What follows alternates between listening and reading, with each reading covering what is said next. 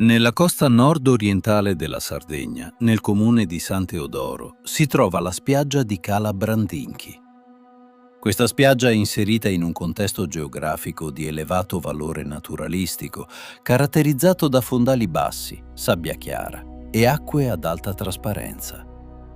La baia si estende per circa 700 metri ed è protetta lateralmente da promontori bassi e vegetazione mediterranea. Il fondale è prevalentemente sabbioso e degrada in modo molto graduale, mantenendo profondità ridotte anche a decine di metri dalla riva. Questa caratteristica contribuisce alla stabilità delle acque e alla formazione delle tipiche tonalità turchesi. La sabbia è composta da sedimenti chiari di origine granitica, trasportati e depositati nel tempo dall'azione combinata del vento e delle correnti marine.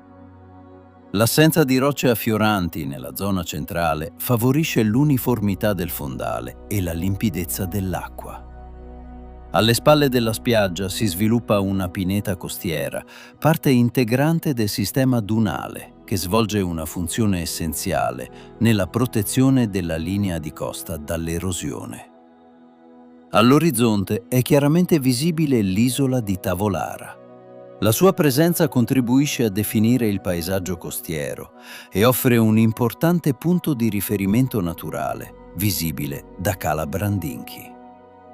L'interazione tra fondale sabbioso, acque poco profonde e la presenza dell'isola all'orizzonte crea una configurazione paesaggistica unica, tipica di questo settore della Gallura meridionale.